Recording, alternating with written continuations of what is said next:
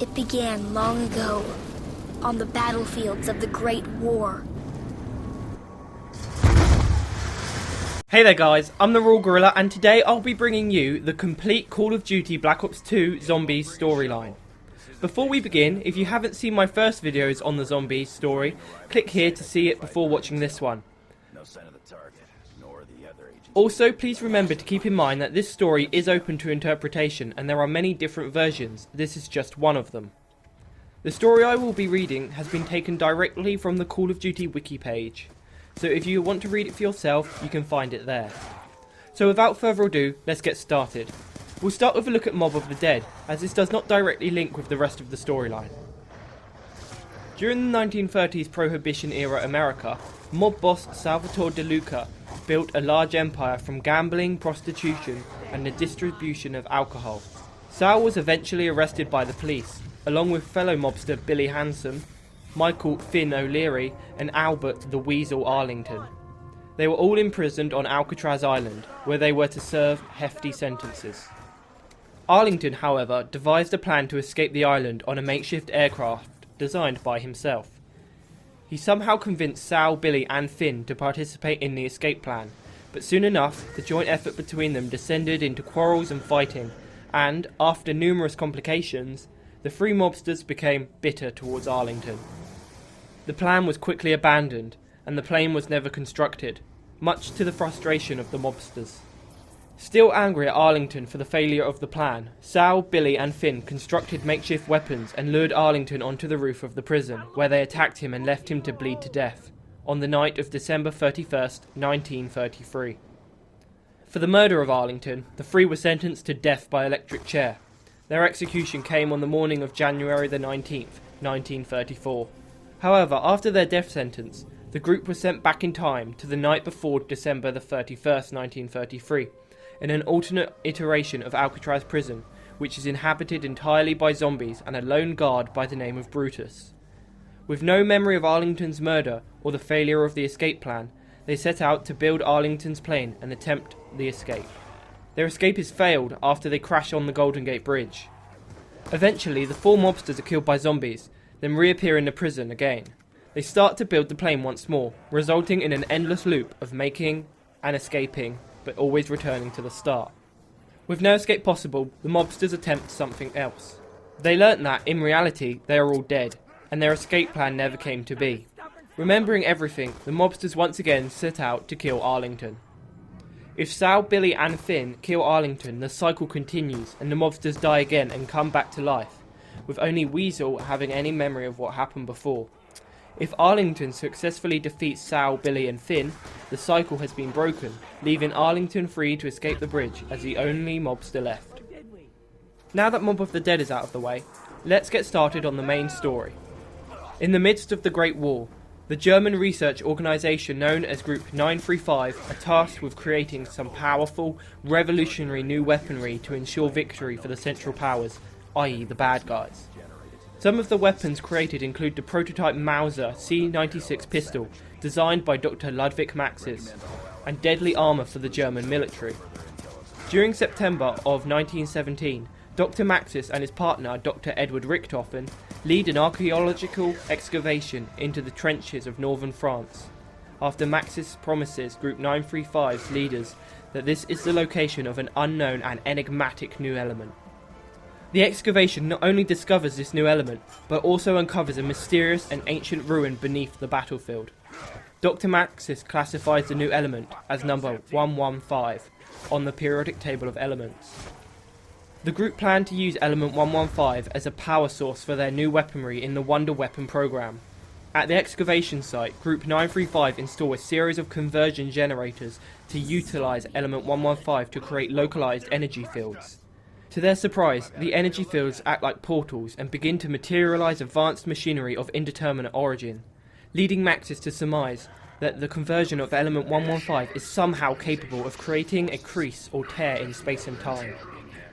As the excavation continues, Group 935 discover more wonders, such as an ancient mystery box capable of delivering weapons from any time period, further confirming Maxis' suspicion that element 115 has time-altering abilities. Dr. Richtofen takes part in the creation of 4 giant robots, whose creation is only possible due to the use of element 115 as a power source. Group 935 planned to deliver these to Germany's army for use in battle. It is at this time that Richtofen notices Maxis start to show signs of paranoia and mental psychosis.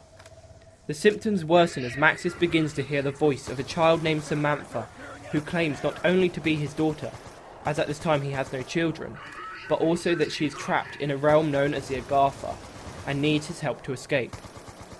Due to Samantha's constant interference with their work, Richtofen fears for his friend Maxis' safety and grows to despise the unseen voice. Meanwhile, the excavation in northern France unearths a sealed main chamber within the ancient ruins. All attempts to open this chamber are unsuccessful until, purely by chance, one of the workers sets up a gramophone for entertainment. When the gramophone begins to play music, the chamber seal opens, revealing cryptic writings on the wall. Maxis studies the writings and learns of an ancient race and their ability to create powerful devices such as the amplification rod and elemental stones. According to the writing, the amplification rod is capable of harnessing energy from the elemental stones. The excavation group has found neither the rod nor the stones, so Maxis instructs Richtofen to create 4 replica rods or elemental stars, while continuing to search for the original devices. When presenting the idea, Richtofen began to question Maxis' actions, believing the amplification rod to be a myth. Convinced of his insanity, he planned to report his mental instability to Group 935's leaders, while Samantha began to communicate more frequently with Maxis, now attempted to convince him of her being his future daughter. Maxis himself now feared for his own sanity. One night, as a team of soldiers were installing more generators, they reported seeing strange and ancient figures emerging from the mound and finding many of the men dead or missing in the morning. As more figures emerged, now revealed to be the corpses reanimated by element 115's power, the test site slowly became infected by the creatures, with Maxis himself slowly turning. The reports of the creatures provoked the United States to send Tank Dempsey to the test site to investigate the group's work and acquire Dr. Richtofen. Meanwhile, Civil War-torn Russia did the same, believing Germans had been gearing up to unleash a dangerous new weapon, and sent Nikolai Belinsky to undertake the mission. In Japan, the Emperor himself appointed a samurai warrior by the name of Takeo to retrieve Germany's new weapons and bring them to Japan. As the 3 soldiers made their way to the site, Richtofen attempted to preserve Maxis' mind and prevent it from succumbing to the disease, and removed his brain to be used in making a new physical form for him. After completing the operation, the 4 heroes meet and agree to put aside their country's allegiances to band together and survive the zombie attack and Group 935's mechanical robots, all the while being contacted by Samantha in the midst of battle, begging to be released from Agartha. While Tank, Nikolai and Takeo agreed to help, Richtofen focused on creating a makeshift quadrotor drone using Maxis' brain, allowing him to live temporarily until a human body could be provided. Eventually, the 4 were able to open the portal to the Aether beneath the ruins, allowing Maxis to meet his future daughter and Samantha to be freed from controlling the zombies. Richtofen, Tank, Takeo and Nikolai were all rewarded greatly for their help, and the zombie population was contained. Months later, the war would end in an Allied victory and Group 935 would be disbanded due to Germany's hefty loss. Here's where the story from Call of Duty World at War and the original Black Ops comes in. I won't bother going through it all again, so if you want to see it, click on the link on screen now. So after the events of the previous games, and in particular after the Earth is blown up at the end of the map Moon, here's what happens. The missile launch leaves the Earth a post-apocalyptic crumbling wasteland, littered with undead hordes as civilization begins to collapse. As survivors begin to band together to form small communities and shelter to protect themselves from the now global undead threat, Maxis realises the failure of his original plan due to hasty calculations and begins to contact survivors to help him with his Plan B. Plan B is to activate global polarization devices and open a gateway to the Aether, where he would overpower Richtofen and use its energy to heal the Earth.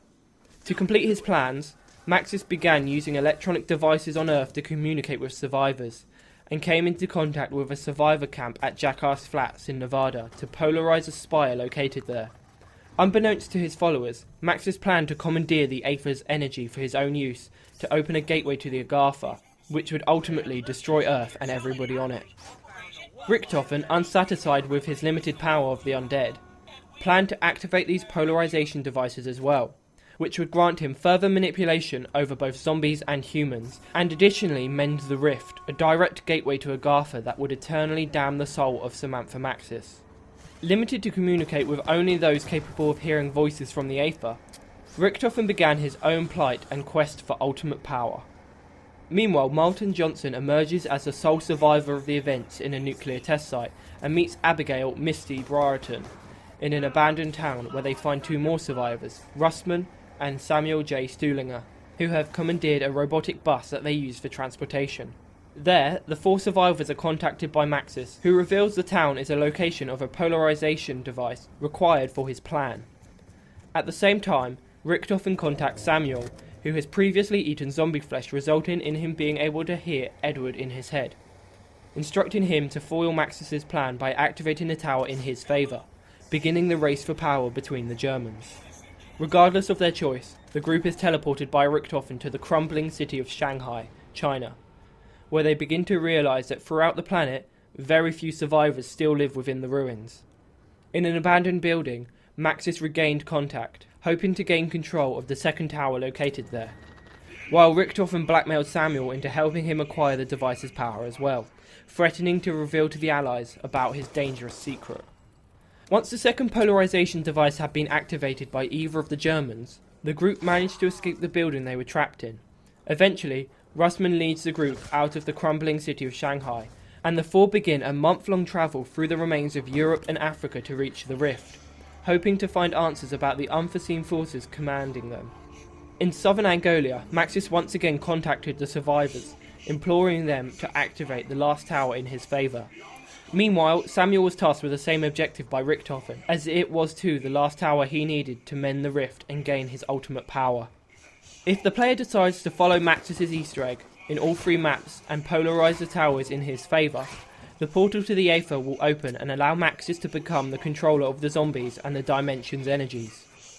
He will then proceed with his plan to open Agartha, revealing himself to be just as evil as Richtofen, and announcing that in the process he will destroy the Earth and its surviving inhabitants.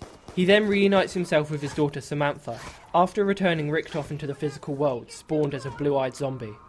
If the player decides to follow Richtofen's Easter eggs in all three maps and polarise the towers in his favour, the rift will be mended, eternally damning Samantha to Agartha and allowing Richtofen to retrieve full manipulation of the Aether's energies.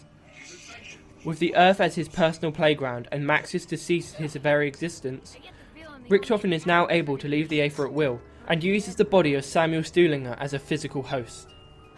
So that's the story.